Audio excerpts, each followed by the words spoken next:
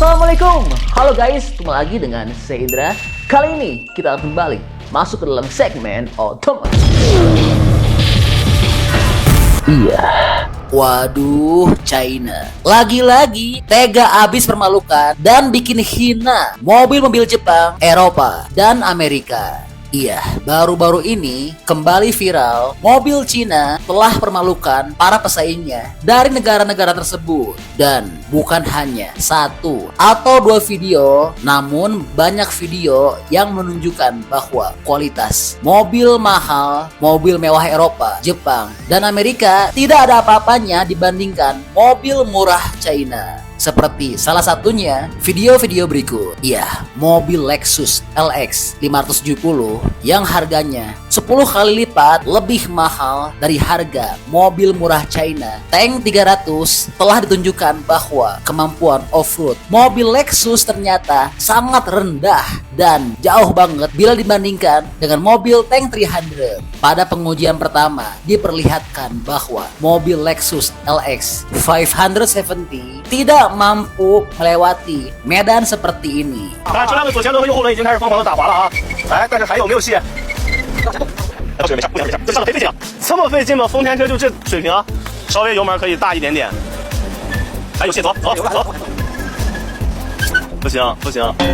Dan parahnya, dalam video tersebut ditampilkan sebuah meme bocah China yang menertawakan mobil mewah dan mahal Jepang ini.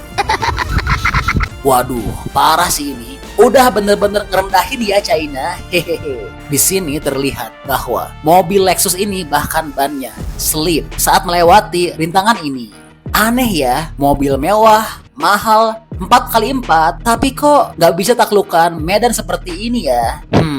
Lalu, tidak lama berselang, ditunjukkan mobil murah China, Tank 300, dapat dengan mudah melewati medan yang sama seperti yang dilewati oleh mobil Lexus tadi. Dan terlihat jelas di sini, mobil Tank 300 dapat dengan mudah dan berhasil melewati rintangan tersebut. Wow, mantap ya. Oke, lanjut. Di video berikutnya, China lagi-lagi tega bandingkan mobil China dengan mobil Eropa yang harganya berkali lipat jauh lebih mahal. Iya, kali ini yang jadi korban adalah mobil Mercedes-AMG G63. Parah sih ini, harga G-Class jauh banget lebih mahal dari mobil BYD. Gak usah kami sebutkan harganya di sini ya. Untuk buktikan harganya, teman-teman bisa browsing sendiri deh ya, dan bandingkan langsung dengan harga mobil BYD. Nah, di pengujian kali ini yang dibandingkan adalah tenaga dari kedua mobil tersebut, yang dimana kedua mobil tersebut yaitu G63 dengan Yangwang UH telah diadu drag race untuk melihat akselerasi dari 0 hingga 100 km per jam dengan jarak 400 meter.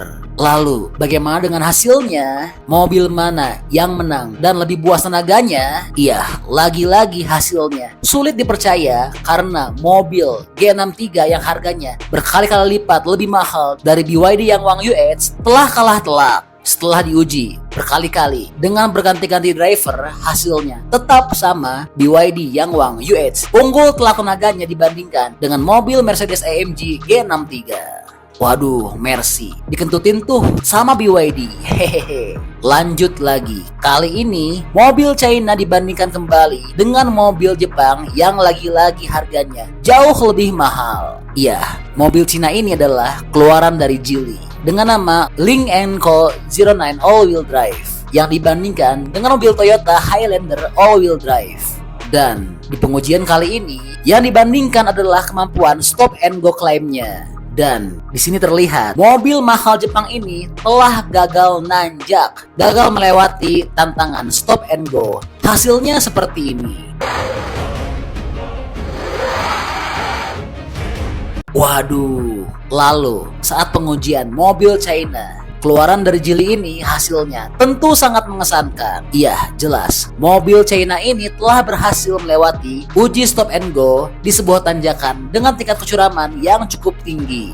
Gimana nih Jepang? Kira-kira malu nggak ya? Sama-sama all-wheel drive, bahkan harganya lebih mahal, tapi kok mobil Jepang nggak mampu ya melewati rintangan tersebut? Wah, memang luar biasa ya kemampuan dan teknologi dari mobil-mobil baru China. Dan Jika dirasa teman-teman kurang puas dengan performa dari mobil-mobil China tadi, berikutnya kami akan paparkan beberapa video mengenai kekuatan dari mobil-mobil China yang bikin Jepang, Korea Selatan, dan Eropa tidak berdaya serta minder loh. Nah, mantapnya kejadian yang ini terjadi di Indonesia. Iya, belum lama ini telah viral di media sosial sebuah kecelakaan di jalan tol yang melibatkan Wuling Cortez, Hyundai Stargazer, dan Toyota Fortuner. Dan dari segi posisi kecelakaan, posisi mobil Wuling adalah yang paling terburuk dan yang paling mungkin mengalami kehancuran atau damage yang paling terparah.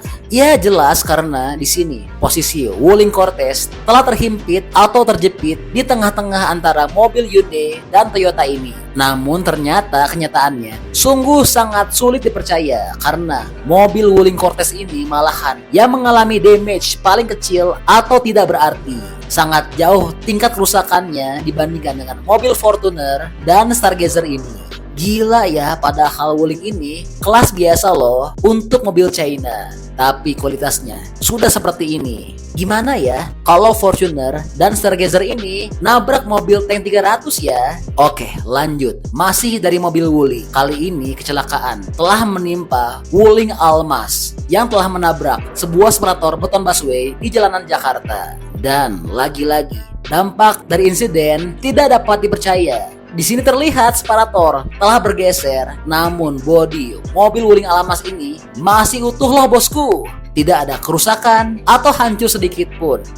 Dan lalu ada lagi nih kejadian yang lucu. Orang-orang ini sibuk mau ngancurin mobil murah Wuling ini. Mobil ini ditendang dengan keras. Tapi gila, seperti biasa mobil China kebal dan gak ada tuh yang namanya body dekok sedikit pun. Wah, kayaknya patut dicoba nih orang ini untuk nendang mobil Jepang. Kira-kira hasilnya bakal sama nggak ya? Nah, kalau untuk kejadian berikutnya telah menimpa mobil mungil Wuling Mini EV yang sering dianggap remeh dan dibilang kalau kecelakaan bakal hancur lebur. Eits, tapi lihat dulu video ini. Luar biasa yang hancur. Bukannya mobil mungil, tapi malahan mobil besar. Serem banget ya Wuling. Nah, kalau untuk video berikutnya telah menunjukkan untuk orang-orang yang masih takut mobil listrik China bakal rusak, konslet, atau takut kesetrum jika terkena banjir atau terendam air. Nah, buat yang masih takut, wajib lihat video ini. Di sini terlihat mobil Wuling Bingo EV telah berhasil dan aman saat melewati banjir yang cukup dalam. Dan di sini juga terlihat ada mobil Wuling Mini EV yang kuat melewati banjir. Diterjang arus kuat, bahkan mobilnya seperti bisa berenang ya. Wah, kok bisa gitu ya? Ya jelas bisa. Buat teman-teman yang belum tahu, mobil listrik Wuling ini telah sukses uji sertifikasi IP. Jadi komponen kelistrikannya sudah pasti kedap terhadap debu, partikel, dan air. Ditambah lagi, mobil listrik tidak memiliki air intake seperti pada mobil bensin sehingga meminimalkan resiko mogok ketika melintasi air. Wah, luar biasa ya kemampuan, kemajuan, dan teknologi dari mobil-mobil China. Jelas, keunggulan ini akan dapat membuat mobil China membunuh para pesaingnya dari negara lain terutama Jepang, Korea, Eropa, dan Amerika. Pantes aja ya Amerika dan Eropa ketar-ketir tuh dengan kedatangan mobil-mobil China ke negaranya. Sampai berlakukan tarif tinggi demi untuk membunuh mobil-mobil China. Ditambah lagi dengan harga mobil China yang dijual super murah meskipun punya kualitas yang jauh lebih baik. Nah, jadi gimana nih pendapatnya menurut teman-teman mengenai video yang kami sampaikan ini? Teman-teman sudah yakin belum? Atau masih ragu? Dan apakah akan beli mobil China atau tetap pilih mobil Jepang? Bantu dong, berikan pendapat beserta alasannya di kolom komentar ya. Oke, jadi itulah info update untuk kekuatan mobil-mobil China.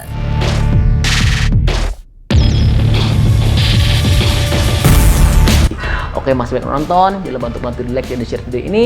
Jangan lupa juga bantu untuk subscribe ya. Oke, stay tune at my channel. See you next video.